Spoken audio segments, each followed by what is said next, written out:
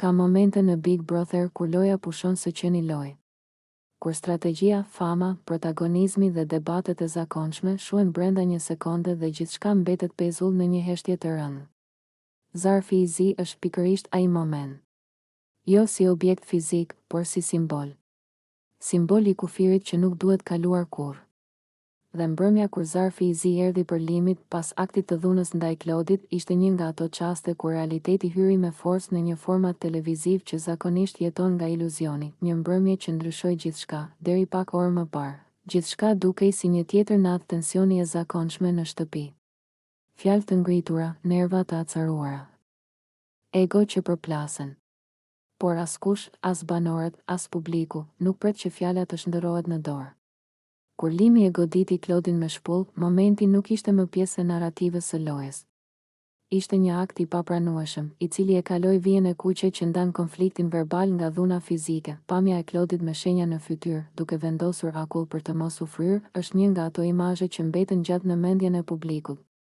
Jo për dramë, por për tronditjen që sjell, një njeri i lënduar, jo një personazh. Zarfi i zi, drejtësi e ftohtë, por e domosdoshme. Kur Zarfi i zi u hap dhe u lexua vendimi, Limi largohet menjëherë nga shtëpia, nuk pati duartrokitje. Nuk pati triumf.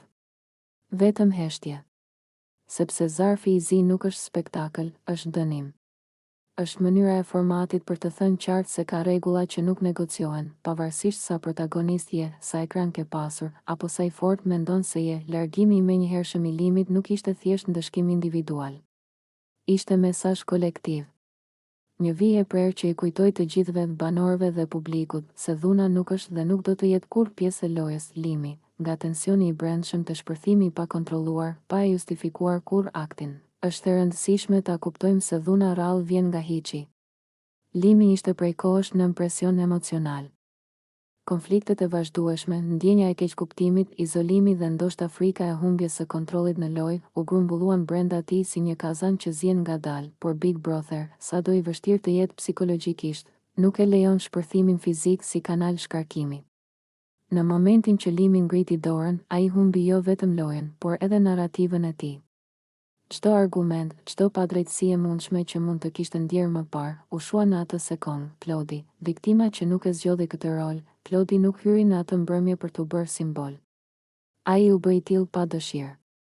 Shenjat në fytyrë, akulli i vendosur me kujdes, qëndrimi i përmbajtur, të gjitha këto e zhvendosën atë nga roli i banorit në rolin e viktimës së dhunës. Dinjiteti i Klodit në ato momente nuk ishte në fjalë të mëdha, por në mënyrën se si ai përballoi situatën. Pa spektakël, pa hakmarrje, pa e shfrytëzuar dhimbjen për protagonizëm. Kjo heshtje e tij ishte ndoshta reagimi më i fortë i gjithë mbrëmjes, dhuna dhe kamera. Kur përgjegjësia bëhet publike, dhuna, në jetën reale, shpesh ndodh larg syve. Në Big Brother, ajo ndodh para kamerave. Kjo e bën edhe më të rëndë, por edhe më të qartë përgjegjësinë. Publiku nuk sheh thashetheme, sheh prova. Dhe prova e dhunës nuk ka nevojë për interpretim. Produksioni, me vendimin e menjëhershëm, mori një barë të madhe morale mbi vete, të mos e relativizoj dhunën për hir të shikueshmërisë. Ky vendim ishte i domosdoshëm për të ruajtur jo vetëm formatin, por edhe një standard shoqëror. Publiku, tronditje, zemërim dhe reflektim. Reagimi i publikut ishte i fortë. Rrjetet sociale u mbushën me zemërim, shgënjim, por edhe reflektim.